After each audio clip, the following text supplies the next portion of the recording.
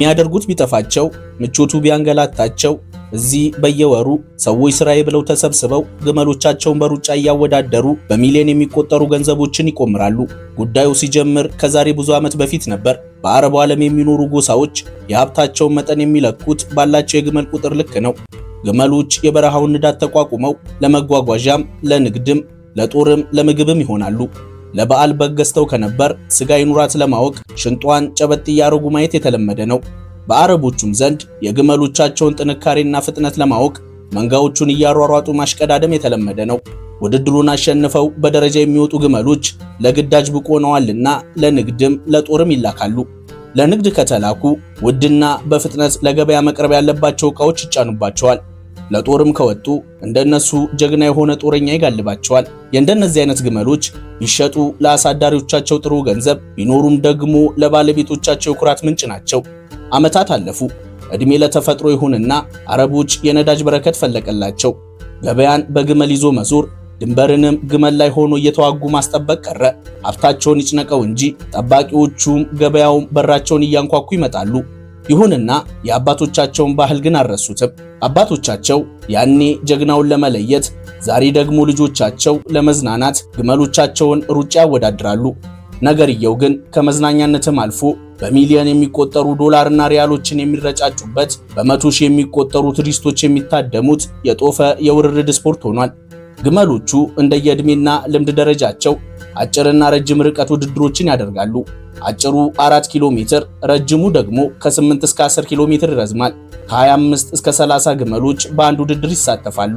ስፖንሰሮች፣ ባለሀብቶች፣ የንጉሳውያን ቤተሰቦችና አቋማሪ ድርጅቶች ዋነኛ ተዋናዮቹ ናቸው። የዚህ ውድድር አሸናፊ የሚሆኑ ግመሎች እንደ በፊቱ ለጦርና ንግድ አይላኩም። የብዙ ሚሊዮን ሪያል ተሸላሚ ይሆናሉ። ከፍተኛ ክትትልና እንክብካቤ እየተደረገላቸው እንዲራቡ አልፎም ለክብርና ዝና መገለጫ የሆኑ ዘንድ በጨረታ ይሸጣሉ። በዚህ ውድድር 16 የአረብ ሀገራት ግመሎቻቸውን አሰልጥነው ይልካሉ። ሳውዲ አረቢያ፣ ዩናይትድ አረብ ኤምሬት፣ ኳታር፣ ባህሬን፣ ኦማንና ኩዌት የውድድሩ አዘጋጆች ናቸው። በሀገራችን አፋርና ሶማሌ ክልል ላይ በነፃ በረሃ ለበረሃ የሚሯሯጡ ግመሎች እዚህ ለሚሊዮነርነት መሮጣቸው ሰዎችም ስራዬ ብለው ለመዝናናት በጉጉት ማየታቸው ያስገርማል። ሲጀምር ነገርየው የቅንጦች ነው። እኛን የሚገባን አይመስልም።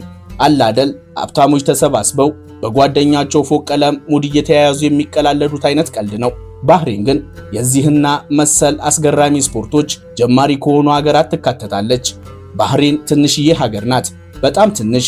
በብዙ ሀገራት የሚገኙ ዋና ከተሞች ሳይቀሩ በብዙ ይበልጧታል። መገኛዋን ፈልጎ በዓለም ካርታ ላይ ለተመለከታት በሁለት ባህሮች መሃል የምትገኝ የአሸዋ ጠብታ የምታህል ሀገር ናት። የስሟ ትርጓሜም ይህንኑ ይገልጻል። ባህሬን በአረብኛ ሁለት ባህሮች ማለት ነው። በሙሉ ስሟ ኪንግደም ኦፍ ባህሬን ትባላለች። በመካከለኛው ምስራቅ ብቸኛዋ ደሴት ላይ የተገነባች ሀገር ናት። ዋናውና 83 ከመቶ አካሏን የሚሸፍነው የባህሬን ደሴትን ጨምሮ 50 ተፈጥሯዊ፣ 33 ሰው ሰራሽ አርቲፊሻል ደሴቶች አሏት። 780 ስኩዌር ኪሎ ሜትር ጠቅላላ የቆዳ ስፋትና ከ1.5 ሚሊዮን በላይ ነዋሪዎች አሏት። ከእስያ አህጉር ማልዲቭስና ሲንጋፖርን በመከተል ሶስተኛዋ ትንሿ ሀገር ናት። የሀገራችን ሁለተኛ ዋና ከተማ የሆነችው ድሬዳዋ ከባህሬን ቢያንስ በ400 ስኩዌር ኪሎ ሜትር ትሰፋለች። በዚህ ምክንያት መኪና ይዘው የግማሽ ቀን ትርፍ ጊዜ ካሉት ባህሬንን ከነሙሉ ጉራጉራ ጎበኟት ማለት ነው። ከነዋሪዎቿ 53 ከመቶ የሚሆኑት ስደተኞች ናቸው። ህንድና ባንግላዴሾች ይበዛሉ። ከአፍሪካ ሀገራት የግብፅና የኬንያ ዜጎች ቀዳሚውን ስፍራ ይዛሉ። ትንሿን ሀገር በኢኮኖሚ ካየናት ግን ከባህሩም ትሰፋለች። የባህሬን ዲናር የኩዌት ዲናርን በመከተል የዓለማችን ሁለተኛው ጠንካራ መገበያ ገንዘብ ነው። አንድ የባህሬን ዲናር 2 ዶላር ከ66 ሳንቲም ወይም ከ400 ብር በላይ ይመነዘራል። በጠቅላላ የሀገሪቱ ዓመታዊ ገቢ በዜጎች አማካኝ የነፍስ ወከፍ ገቢና በሀገሪቱ ዓመታዊ ምርት የዓለም ባንክ ሳይቀር ሀብታም ስለመሆኗ መስክሮላታል። በዚህ ምክንያት ዜጎች የበዛ የመንግስት ድጋፍ አይለያቸውም። ከሚበሉት ስጋ እስከሚጠጡት ውሃ፣ ከሚያበሩት መብራት እስከሚቀዱት ነዳጅ፣ ከሚለብሱት ልብስ እስከሚኖሩበት ቤት መንግስት ጣልቃ እየገባ ድጋፍ ያደርግላቸዋል። ዜጎች የዚህ ድጎማ ተጠቃሚ ለመሆን አንድ መስፈርት ማሟላት ከቻሉ በቂ ነው። በአቅራቢያቸው ወደሚገኝ የመንግስት ተቋም ጎራ ብለው ያለባቸውን ችግር ሳይደብቁ ከነ ምክንያቱ ዝርግፍ አድርገው መናገር። ችግራቸውን የሰማው መንግስትም ሳይውል ሳያድር ቅድሚያ ሊሰጣቸው የሚገቡ ችግሮችን እያስቀደመ መፍትሄ ለማምጣት መሯሯጥ ይጀምራል። ችግሮት የመኖሪያ ቤት እጦት ነው እንበል። በመጀመሪያ ትክክለኛ የሀገሪቱ ዜጋ መሆኑትን በህጋዊ ማስረጃና ዘሩትን አንድ ባንድ እያስቆጠሩ ያረጋግጣሉ። ዜጋ መሆኑት ሲረጋገጥ እድሜዎት የማህበራዊ አገልግሎት ድጋፉን ማግኘት የሚያስችል መሆን አለበት። ለአቅመ አዳም ያልደረሱ በቤተሰብ ስር የሚገኙ ከሆነ የዚህ አገልግሎት ተጠቃሚ መሆን አይችሉም። ሁለቱም መስፈርቶች በተገቢ ሁኔታ ካሟሉ ማመልከቻዎትን መጻፍ ይጀምሩ። ያለበት ችግር የሚለው ስፍራ ላይ የቤት እጦት ወይም በገዛ ሀገሬ የመኖሪያ ቤት አጣው ብለው ይጻፉ። ልብ ያድርጉ፣ ይህ ድጎማ ለሁሉም ዜጎች የሚሰጥ አይደለም። የዚህ ድጎማ ተጠቃሚ ለመሆን መንግስት ያስቀመጣቸው ምክንያቶች ሊኖሩት ይገባል። ስራ አጥነት፣ የዕድሜ መግፋትና የአካል ጉዳተኝነት ከብዙ ምክንያቶች ጥቂቶቹ ናቸው። እርሶ ግን ቤተሰብ መስርቼ ብዙ ልጆችን አፍርቻለሁ፣ ነገር ግን ህይወት እንዳላሰብኳት ሆና ማስተዳደር አቃተኝ ብለው ይምሉ። ታዲያ ምክንያቱን ስላቀረቡ ብቻም የሚፈልጉትን አያገኙም። መንግስት የምክንያቱን እውነተኝነት በራሱ መንገድ ያጣራል። ምክንያቶች እውነተኛ ሆኖ ሲገኝ የጠየቁት ቤት ከመሰረታዊ የቤት ውስጥ መገልገያ ዕቃዎች ጋር በነፃ ወይም በረጅም ዓመት ከሚከፈል ወለድ አልባ ብድር ጋር ይመቻችሉታል። በምክንያትነት ያቀረቧቸው ጉዳዮች እስኪፈቱም መንግስት በየወሩ አስቤዛና የኪስ ገንዘብ ድጋፍ ያደርግሉታል። በዚህ ምክንያት በሀገሪቱ የኔ ቢጤ ድሃ ተፈልጎ አይገኝም። ልብ ያድርጉ፣ የምናወራው ስለ ዜጎች ብቻ መሆኑን እንዳይረሱ።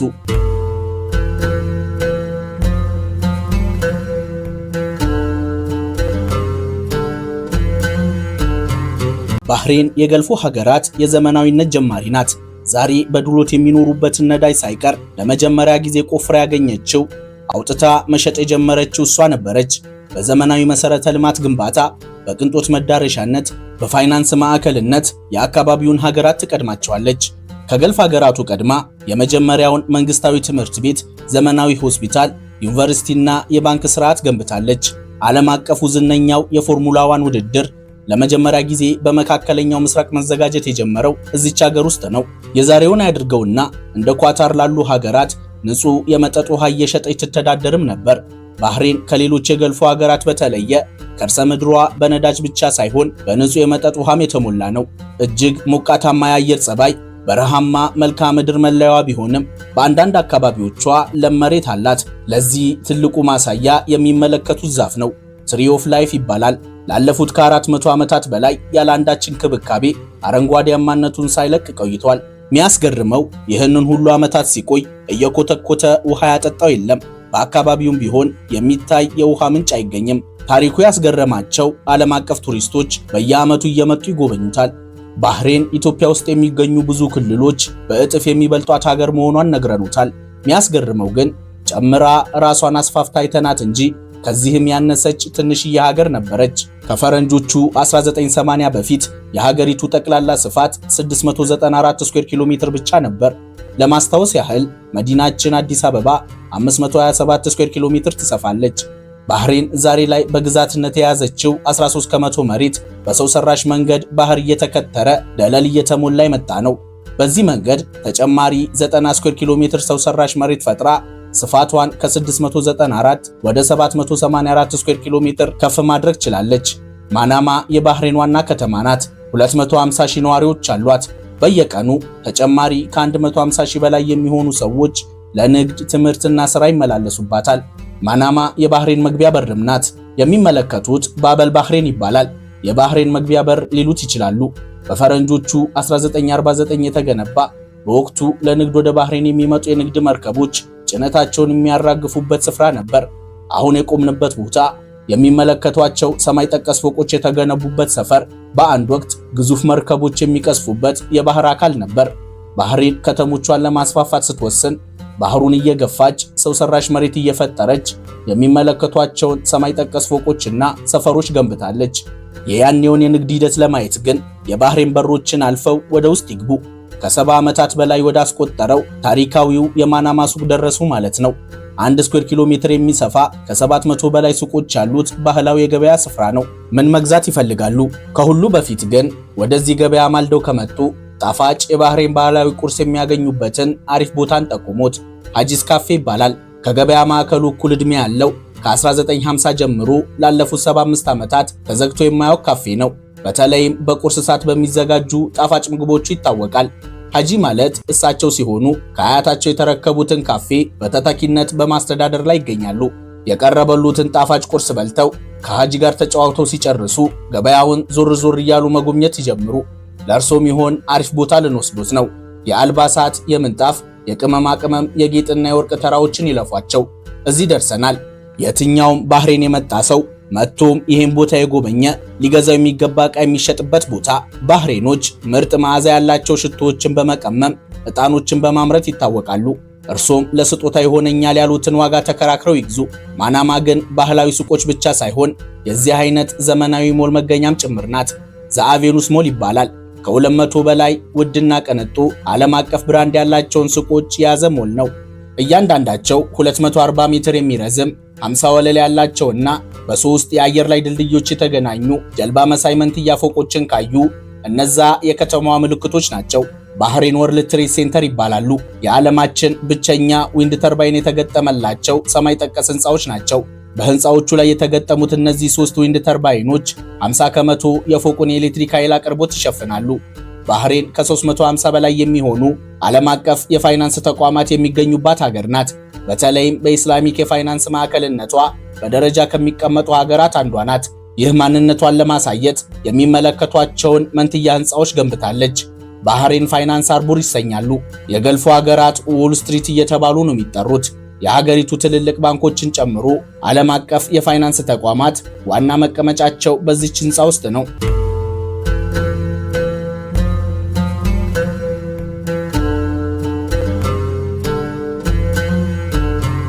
የባህሬንን ከነዳጅ በፊት የነበረ ህይወት ለማየት ወደ ሙሃረቃ ከተማ ይምጡ። ባህሬን ነዳጅ ባልነበራት ሰሞን ዜጎቿም ህይወታቸውን አስይዘው ባህር ጠልቀው እንቁ በሚሰበስቡበት ወቅት የነበረውን የመኖሪያ መንደር የአኗኗር ሂደትና የቤት አሰራር ይመለከታሉ። ሙሃረቃ ባህሬን ከገልፎ ሀገራት ቀድማ ነዳጅ እስካገኘችበት በፈረንጆቹ 1932 ድረስ የባህሬን ዋና ከተማ ነበረች። የነዳጅ በረከቱን ተከትሎ አዲሷ ከተማ ማናማ ዋና ከተማ ስትሆን ሙሃረቃ የባህልና የታሪክ ከተማ ሆነች። ከዋና ከተማዋ ማናማ በ7 ኪሎ ሜትር ርቀት ላይ የምትገኝ ከዋና ከተማዋ ጋር በ3 ድልድዮች የምትገናኝ ከተማ ናት። ወደ ባህሬን የሚያደርሰን ዋነኛው ኤርፖርት በዚች ከተማ ውስጥ ይገኛል። የባህሬን ኢንተርናሽናል ኤርፖርት በዘመናዊነትና ቅንጦት የተመሰከረለት ከፈረንጆቹ 1932 ጀምሮ አገልግሎት በመስጠት ላይ የሚገኝ ኤርፖርት ነው። በጽዳቱ፣ ቅልጥፍና፣ ቴክኖሎጂና ውበቱ ከዓለማችን ምርጥ ከሚባሉ ኤርፖርቶች ይመደባል። ባህሬን ውስጥ በሚኖሩት ቆይታ ከከተማ ወደ ከተማ ለመንቀሳቀስ እጅግ ምቹና ዘመናዊ የሆኑትን የከተማ ባሶች ይጠቀሙ። ዋጋቸው ተመጣጣኝ፣ በአገልግሎት ጥራትም ተመራጭ ያደርጋቸዋል። ባስ ምን በወጣኝ ካሉ የሜትር ታክሲዎችንና እንደ ኡበር ያሉ የራይድ አገልግሎት ሰጪ መኪኖችን መጠቀም ይችላሉ። በባህሬን አብዛኛው ዜጋ የግል መኪና ባለቤት በመሆኑ ሀገሪቱ አማራጭ የትራንስፖርት አገልግሎት የላትም። በዚህ ምክንያት ከቅርብ ጊዜያት ወዲህ ሀገሪቱን ለመጎብኘት የሄዱ ጎብኚዎችና በሀገሪቱ የሚኖሩ ነዋሪዎች ሳይክልና ስኩተሮችን መጠቀም ጀምረዋል። ሪፋ የሀብታሞች ከተማ ናት፣ የንጉሳውያን ቤተሰቦች የሚኖሩባት። ዛሬ ሳይሆን ያኔ ባህሬኖች በጎሳ ተከፋፍለው በሚኖሩበት ዘመን ሪፋ የጎሳ መሪዎች መሰባሰቢያ፣ የበላይ መሪዎች መኖሪያና የንግድ መስመር ነበረች። ሪፋ የባህሬን ሁለተኛዋ ትልቋ ከተማ ናት። የከተማዋን አኗኗር በሶስት ከፍለን ማየት እንችላለን። ምስራቅ፣ ምዕራብና ሰሜን ሪፋ ብለን እንክፈላት። ምስራቅ ሪፋ ባህላዊ ከተማ ናት። ባህላዊ ሱቆችና ታሪካዊ ቦታዎች የሚገኙባት። የሪፋ ፎርት ወይም የሪፋ ማማ ምልክቷ ነው። በፈረንጆቹ 1812 በሼህ ሰልማን ቢን አህመድ አልፋቲ ዘመነ መንግስት የተገነባ በወቅቱ 3 ጥቅሞች የነበሩት ማማ ነው። ገቢና ወጪ ንግድን ጨምሮ የሀገሪቱን ድንበር ማስጠበቅ፣ ለንጉሱ በመኖሪያነት ማገልገልና የመሪዎቹ የአልከሊፋ ቤተሰብ የመሪነት ኃይል ምልክት መሆን ነው። ዌስት ሪፋ አብዛኛዎቹ የንጉሳውያን ቤተሰቦችና ዘመዶች የሚኖሩባት ውድና ደረጃቸውን የጠበቁ መገበያ ሞሎች፣ ካፌዎችና መዝናኛ ቦታዎች የሚገኙባት ቅንጡ የመኖሪያ መንደር፣ ውብ ሰፈሮች ያሏት 24/7 ጥብቅ ቁጥጥር የሚደረግባት ሰፈር ናት። ኖርዝ ሪፋን በዘመናዊነት የደመቀች ለባለ ሀብቶች መኖሪያነት የተዘጋጀች ከተማ ሊሏት ይችላሉ። ባህሬን 90 ስኩዌር ኪሎ ሜትር የሚሆን መሬት በሰው ሰራሽ መንገድ እንደጨመረች ነግረኑታል። የሚመለከቱት የአሟይ ደሴት የዚህ ምልክት ነው። የአሟይ ደሴት በዋነኝነት ለቱሪስት መዳረሻነት የተገነባ 6 ሰው ሰራሽ ደሴቶችን በአንድ የያዘ ዘመናዊ መሰረተ ልማቶች፣ ቅንጡ መገበያ ሞሎችና ሰው ሰራሽ የባህር ዳርቻዎች አሉት።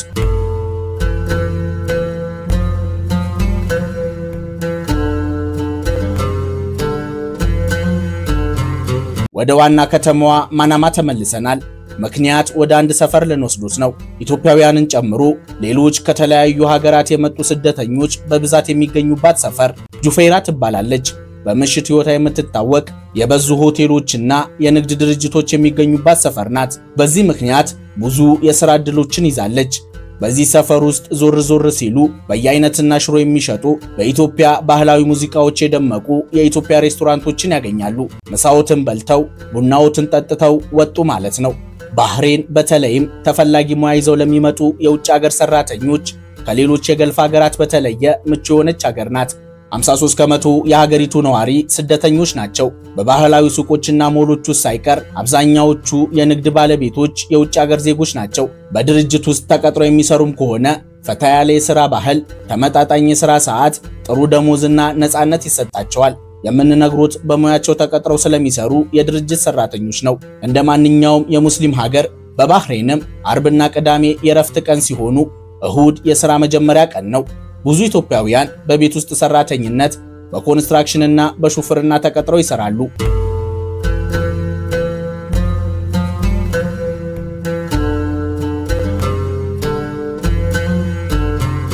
አብዛኛዎቹ የመካከለኛው ምስራቅ ሀገራት ሕይወትን በቅንጦት መኖር የጀመሩት ከርሰ ምድራቸው ነዳጅ ማፍለቅ በጀመረበት ቅጽበት ነው። ባህሬን ጋር ሲሆን ግን ታሪኩ ይለያል። ባህሬን ጥሩ የሚባል ሕይወት መኖር የጀመረችው ከብዙ መቶ ዓመታት በፊት ነበር። ዕድሜ ለተፈላጊው ጂኦግራፊያዊ አቀማመጧ ይሁንና ሁሌም ቢሆን የንግድና ፋይናንስ ማዕከል ነበረች። የእሷ እጅ ያልገባበት በፐርሺያን ገልፍና በአረቢያን ባህር መሃል የሚደረግ የንግድ እንቅስቃሴ አልነበረም። ሕዝቦቿ ባህር እየጠለቁ በዓለም ተፈላጊ የሆኑትን ውድና ጥራታቸውን የጠበቁ ዕንቁዎችን መልቀም ይችሉበታል። ከነዳጅ በፊት የዕንቁ ሽያጭ ዋነኛው የሀገሪቱ የገቢ ምንጭ ነበር። የንግድ ጭነቶችን በመርከቦቿ እያመላለሰች የትራንስፖርት ታስከፍላለች። ቴምር፣ አሳና የሸክላ ውጤቶችን በስፋት ለውጭ ገበያ ታቀርባለች። ከፍተኛ የንግድ ተሳታፊ መሆኗ ሀብትም ዕውቀትም ይዞላት መጣ። ዕውቀቷ ከአካባቢው ሀገራት በቀዳሚነት ያላትን ተፈጥሮ ሀብት አውቃ እንድትጠቀም አደረጋት። ምንም እንኳን ባህሬን ከገልፎ ሀገራት ቀድማ ነዳጅ ማውጣት ትጀምር እንጂ ያላት የነዳጅ መጠን ጎረቤት ሀገራት ካላቸው ጋር ሲወዳደር በጣም ትንሽ ነው። ባህሬን 125 ሚሊዮን በርሜል የሚገመት ነዳጅ ነው ያላት። ይሁንና ነዳጅ ለዘመናዊቷ ባህሬን መሰረት የሆናት ሀብቷ ነው። ብቸኛው ግን አይደለም። የባህሬን አሁናዊ ዓመታዊ ገቢዋ ለምሳሌ 47 ቢሊዮን ዶላር ደርሷል። ከዚህ ዓመታዊ ገቢ 84 ከመቶ የሚሆነው የተገኘው ከነዳጅ ውጪ ባሉ ዘርፎች ነው። ፋይናንስና ባንኪንግ፣ ማኒፋክቸሪንግና ኢንዱስትሪ፣ ትራንስፖርትና ኮሙኒኬሽን፣ ኮንስትራክሽንና የአገልግሎት ዘርፉ ዋነኛ የገቢ ምንጯ ነው።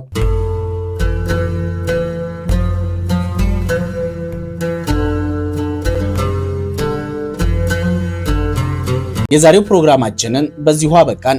አብራችሁን ስለነበራችሁ እናመሰግናለን። ሰላም።